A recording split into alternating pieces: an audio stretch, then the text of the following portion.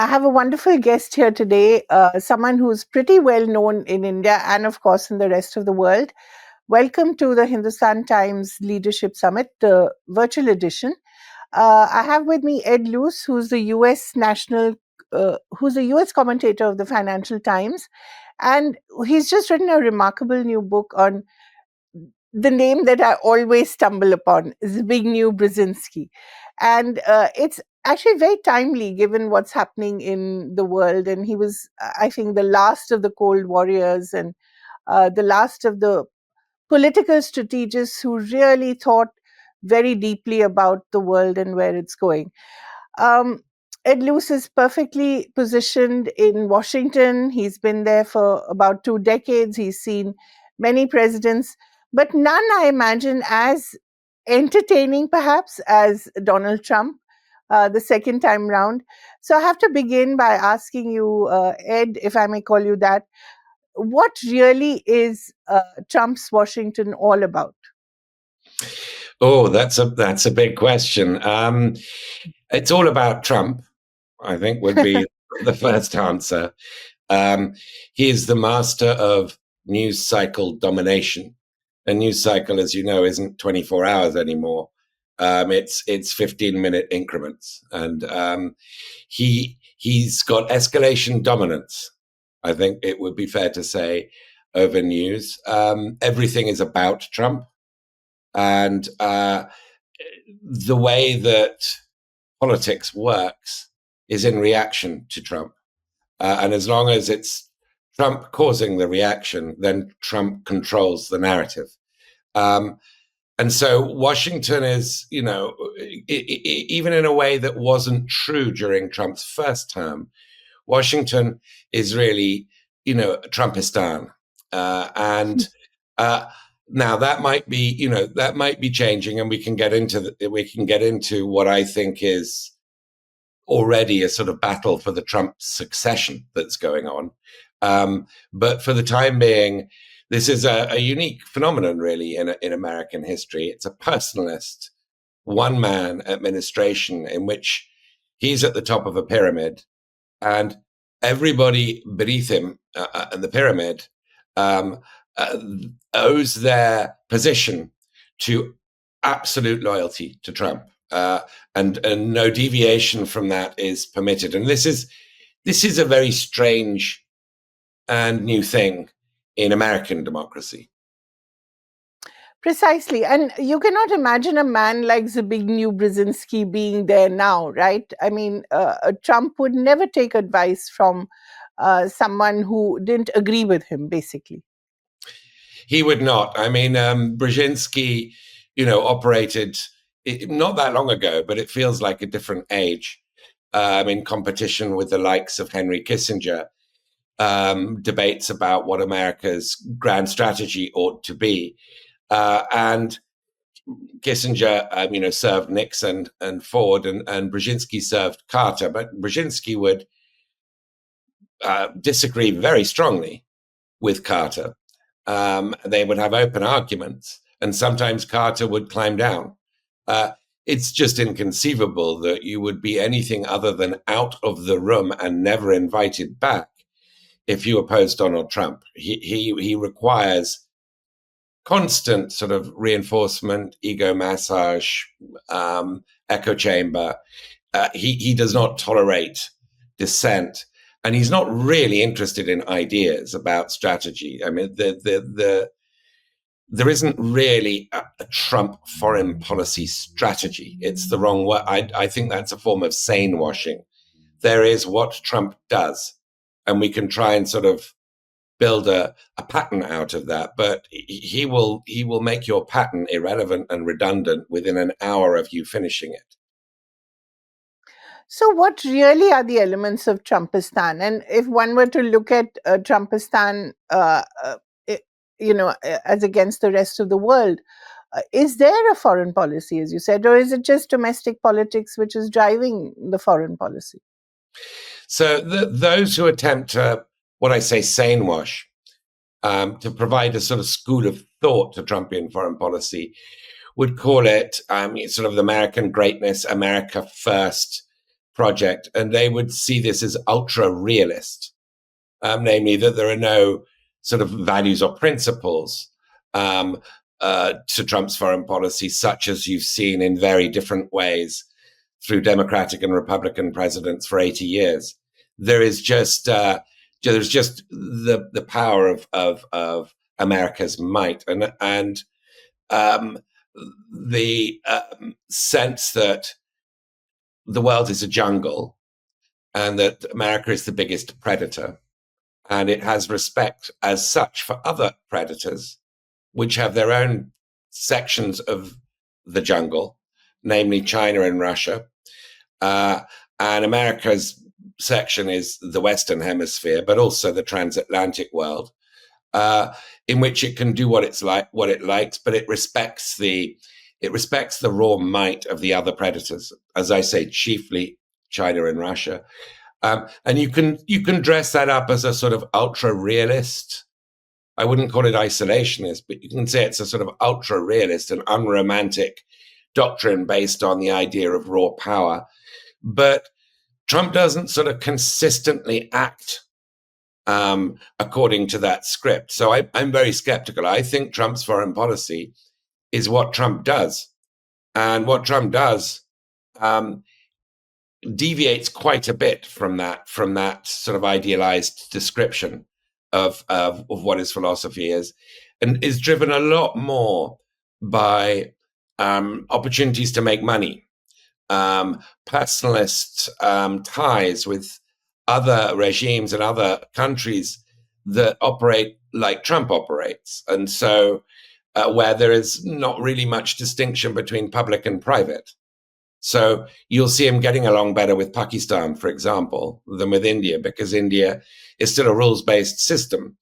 You'll see him getting along better with Qatar and Saudi Arabia and United Arab Emirates than with Canada or even Britain and France, for precisely the same reasons. Those countries cannot offer crypto deals to Trump's children, or to the children of Steve Witkoff, his foreign policy envoy, or to the children of Howard Lutnick, his commerce secretary. The Gulf states can. Where it gets very interesting, though, is on China, but perhaps we can, get into that later. No, in fact, that would be my next question, Ed. Really, China is something that Trump thought, I think, that he understood. But his trade war with China is really something that China is perhaps benefiting from, and it isn't working out exactly as Trump thought. It's not. I think he thought he had the bigger bazooka, and that was to deny China access to America's market, initially by these sky-high 145% tariffs, I think, back in April. China then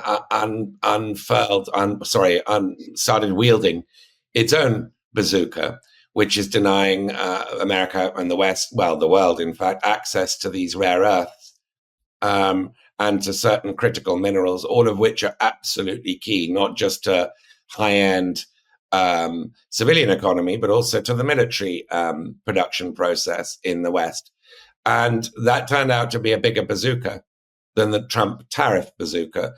So we, after many iterations and lots of marching to the top of the hill and marching down again, we finally have this 1-year truce that Trump struck with Xi Jinping in Busan in South Korea at the G20 summit late October, which was in effect Trump climbing down, Trump being brought to heel. So we're left with, one moral from this story, which is if you've got leverage, you can defeat Trump. If you haven't got leverage, nothing much will stop him.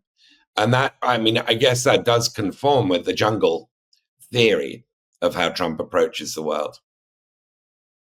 Right. And, when you look at China also, there's this other aspect of the AI race. And there's a lot of speculation about whether China is beating America in that AI race. And Trump seems quite focused on that as well, as do all the transglobal companies who are invested in AI. What's your sense of things? So whether China or the United States is winning the AI race, I don't have a strong view. I've seen persuasive arguments on both sides of that. DeepSeek and the sort of much lower cost of building massive AI platforms, LLMs in China, versus where America's still got the most cutting edge AI processors, GPUs, etc. And I don't know the answer to that. I do have some skepticism, though, of the premise of this argument, which is that whoever crosses the finishing line first is winner takes all, sweeps the world. It just strikes me as a little bit like a sort of one of those Marvel comic Hollywood movies that I don't think things are that simple. And I don't think, if one reaches AGI or super intelligence before the other, then that's it. It's game over. But a lot of Washington, really the sort of consensus in Washington, which isn't happy with Trump, does believe that this is a sort of winner takes all question of who crosses the finishing line first. So they're unhappy with Trump because part of the deal that he did with Xi Jinping is he's still permitting lots of high-end AI processors from the likes of NVIDIA to be exported to China. He's not really picked up, still less strengthened, this so-called small yard high fence that the Biden administration devised to try and contain China from getting the most cutting edge of American technologies. Trump really isn't sort of in that space. He looks to the sort of mercantilist, commercial nature of deals, has quite an obsession with 20th century products like soybeans, old-fashioned commodity products, and purely the trade in goods side of the bilateral deficit. Services don't interest him. So he's got a very quirky and, dare I say it, analog era idea of what economic ties mean. So the blob, the foreign policy consensus in Washington, is very unhappy with him on China. What about Russia? That personal friendship with Vladimir Putin didn't quite work out, did it? It didn't. He thought he was his friend. He thought, he started by saying he'd fix the Ukraine-Russia war in 24 hours. Then he stretched it to 100 days. Then it became 200 days. And now I think finally the penny's dropped that Putin doesn't really want to end this war because he doesn't have enough to show for the million or so deaths and casualties that Russia has suffered in the last 3.5 years. That this is an existential sort of game for Putin, and he's not going to accept a frozen conflict, with Trump then saying, now finally I should get the Nobel Peace Prize because I've solved this biggest of all wars. I don't think he read Putin correctly. And the penny has dropped because, he was going to have a second summit. He had one, of course, in the summer in Alaska. And he was going to have another in Budapest in Hungary. And he realized that Putin wasn't really in the mood for a bargain that would end this war. And so he canceled the summit. So that was the first real sign that, Trump's patience with Putin, or you might put it another way, cupidity about Putin, might be running out. But as I say, Trump's a capricious, unpredictable individual. So, what I'm saying now could be upended, before lunch. Let's get back a little to our favorite Brzezinski. How would he have seen Trump treating China and Russia the way he does, and them actually coming closer together? Whereas I think his idea was to keep them divided. Yes, I mean, I think, the sort of first rule of geopolitics, going back to, the ancient Chinese thinkers and people like Cortilla, I guess, the sort of idea of how you engage with other states is that you don't push all your enemies together. And you don't push your friends in with your enemies either. So, quite apart from Brzezinski, I would imagine being very concerned about this no limits partnership between China and Russia, he would also be pointing out that a lot of China's neighbors that are former allies of the United States are now pushing closer to China, at least on the commercial and trade and technology front, which is not a minor thing. It's kind of what makes the world tick. And so if you're pushing your friends and your enemies, together into an anti-American camp, well, then you're not doing geopolitics right. You're reducing America's leverage. You're certainly shattering its soft power. You're raising the cost of America getting its way. And you're creating the conditions for others to strike deals with each other because they don't trust the paper on which their deals with you being America, are written on.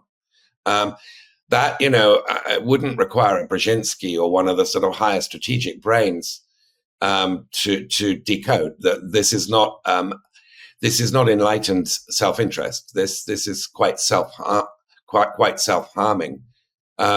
But I think Brzezinski, would be particularly cutting and efficient in pushing that point forward in today's Washington. Yes, but I can't imagine he would survive for long, as you said earlier. Let's talk a little about domestic politics and really what's going on in America right now. There's the shutdown, there's the recent polls where the Democrats did very well, the rise of Zoran Mamdani, which, as you know, India was very interested in.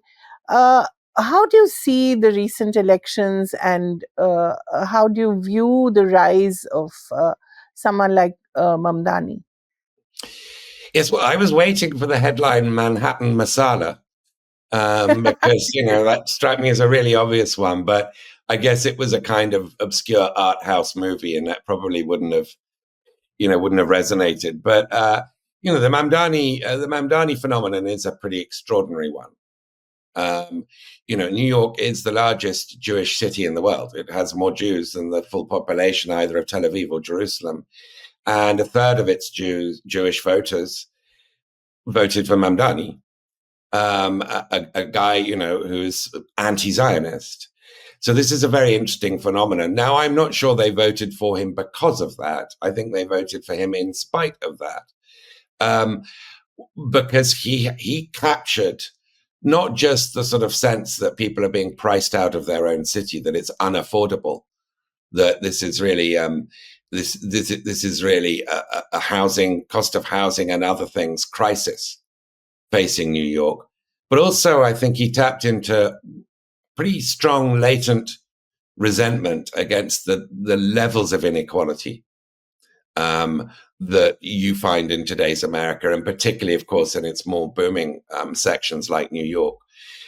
So in that respect, Mamdani is a really interesting phenomenon. I mean, I guess it's no accident his mother is such an accomplished movie maker, to see Mamdani mastering, the visual and optical arts and the sort of meme creation skills that he pioneered so well to win that race to be mayor of New York. But there were other elections.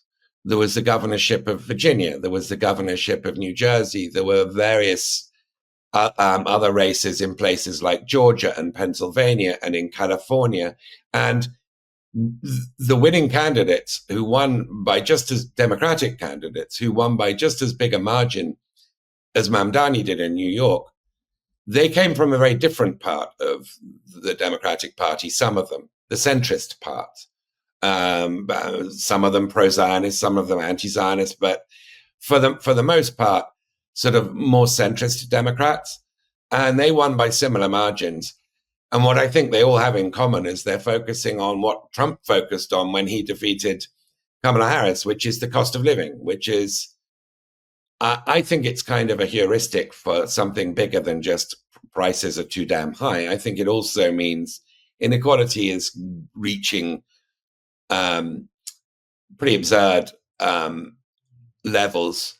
And Trump's on the wrong side of that. He's now being the weapons he deployed against the Democrats in 2024 are now being deployed equally successfully against Republicans. So he's in some difficulty.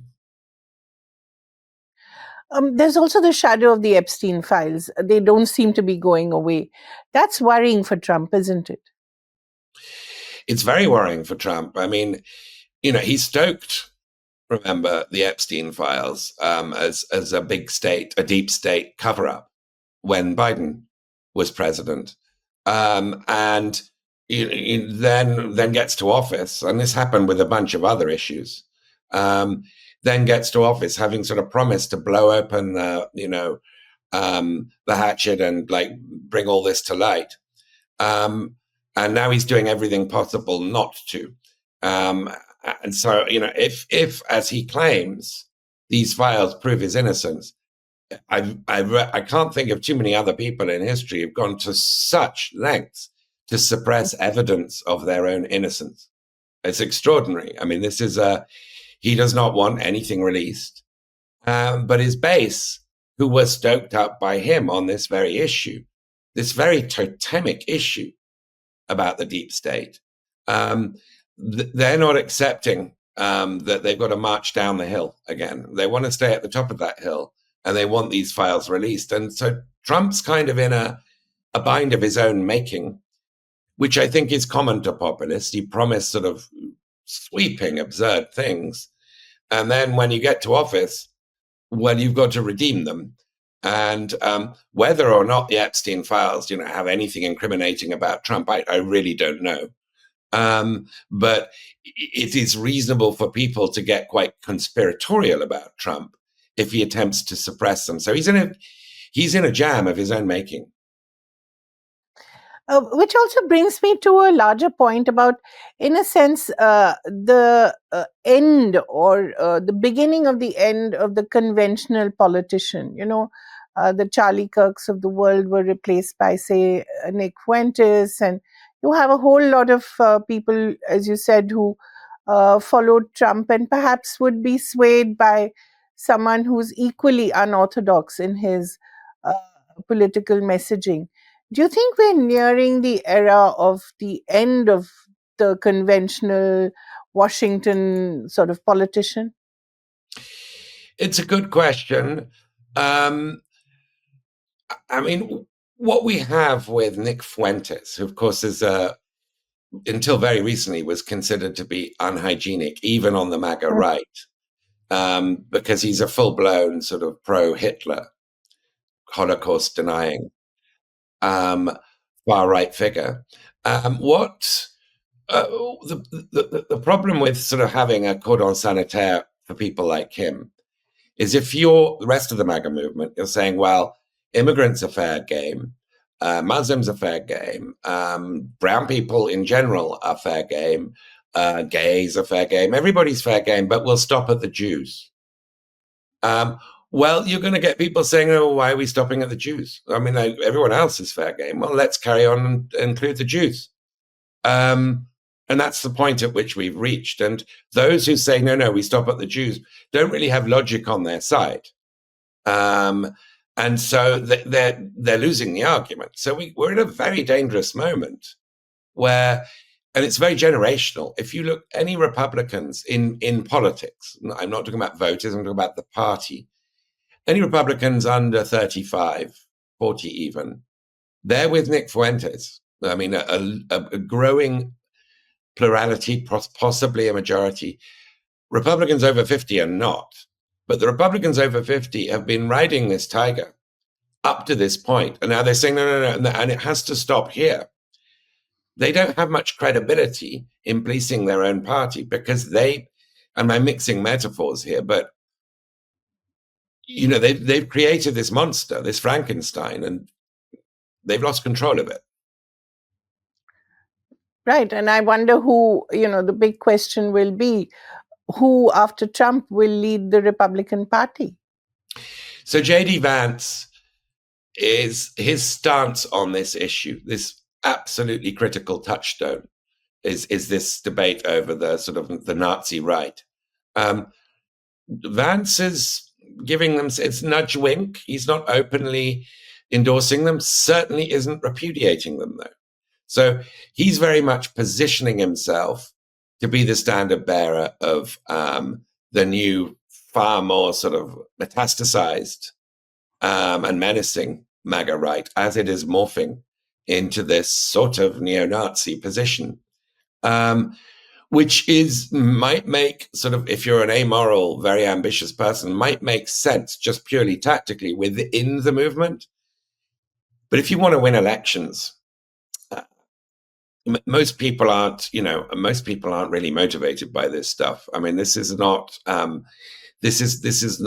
what the average voter who is worried about prices and is resentful of the unaffordability of life and how others have it so good. They're not really looking to blame the Jews. I mean, it's a very sort of subcultural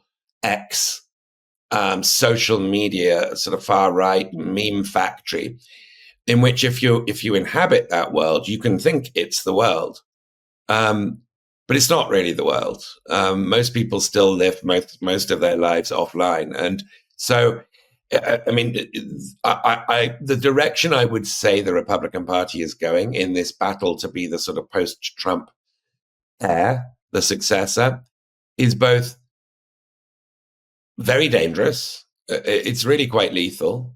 But it's also quite sort of self-defeating. I mean, this isn't coalition building to sort of, win big elections with the general population.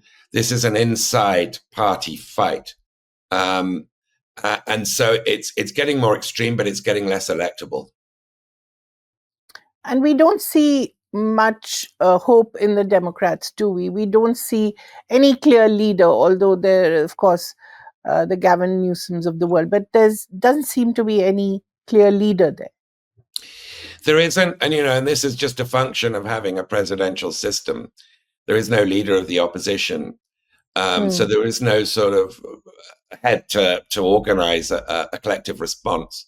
So the Democratic Party seems to be not clueless, but it somewhat adrift, or at least it did until those off-year elections we were just talking about. That's been a real shot in the arm. It ended what I think was prolonged period of depression and breast beating and woe is me conversations on the American left. And now they sort of see a demonstration effect. Oh, well, look, we can actually win elections, and Trump's really, really harming himself on the economy.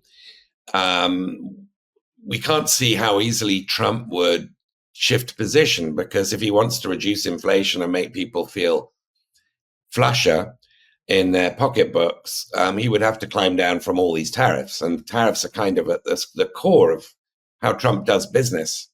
Not just his economic policy, but his foreign policy is basically about tariffs. So we've got a much rosier or a much less gloomy outlook than we thought we did. This is Democrats talking, than we thought we did 2 weeks ago. After the midterms, which if things carry on as they are, you are likely to see more Democratic wins, possibly regaining Capitol Hill, actually probably regaining Capitol Hill. Then you'll get a very, very crowded Democratic presidential primary. There's going to be a lot of people auditioning to be the Democrat who beats Trump, or whoever Trump's heir is, in 2028. So I think this period in the wilderness is probably coming to an end for Democrats. You talked about 2028. Let's talk about 2026, the 250th anniversary of America. There's a lot of stuff that Trump is planning, which seems to be quite regal in its ambition. Talk a little about what he plans and how you view it. Yeah, well, I think we've been seeing during the government shutdown, that 6-week shutdown, what we saw was one of the things that continued to happen, or actually started, was Trump demolishing the east wing of the White House. I mean, just simply, there was no mapping of it, no attempt to preserve anything. They came in with wrecking balls and just demolished this historic wing of the People's House, as it is still called, in order to build a 650 capacity ballroom, presidential ballroom that's called the Donald J. Trump Ballroom. And I think that's emblematic of his plans for the quarter millennium celebration of the American Declaration of Independence from 1776, that he's branding it as a Trump thing. And there's going to be all sorts of absolute horror expressed at the sort of glitziness and the gilt edge, the Mar-a-Lagification of America's hallowed traditions, and this extraordinary date, 250 years, that we still have a functioning republic. And, I don't think it's going to be undivisive, let's put it that way. He's branding it as a Trump event.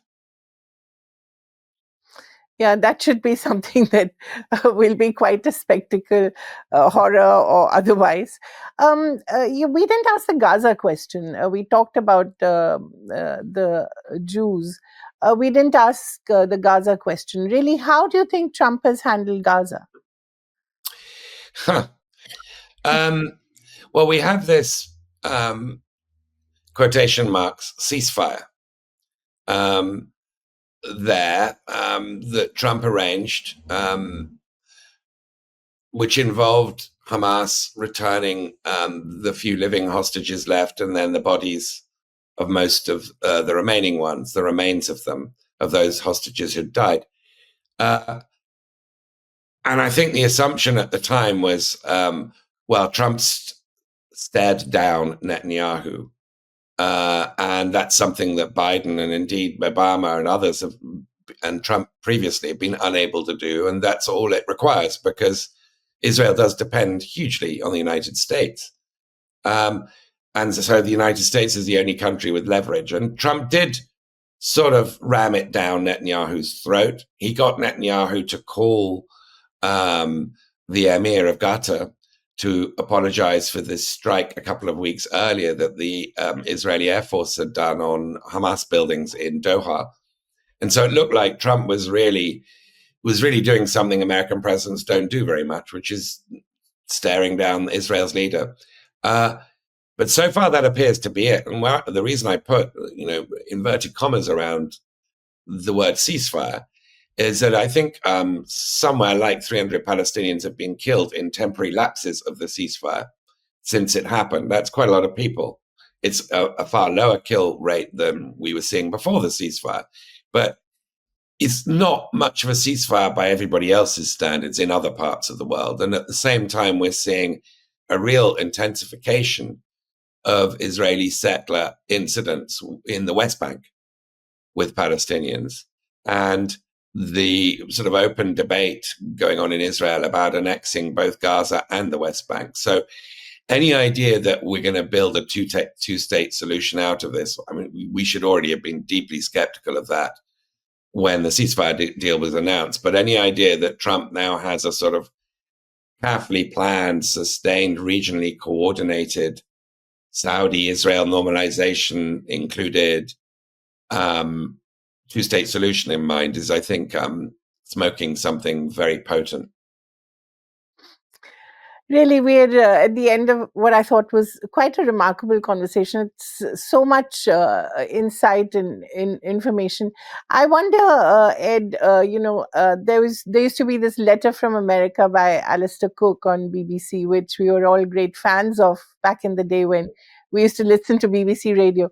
Does being an Englishman give you a particular insight into the American mind in a way?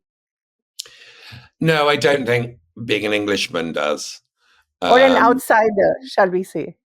Yeah, I mean, I've been here, as you mentioned at the beginning, 20 years. And I did have a strange interlude in, an unorthodox interlude where I was in the year 2000, late 99, 2000, early 2001, I was speechwriter to the US Treasury Secretary. So I've had sort of a little bit of insider experience.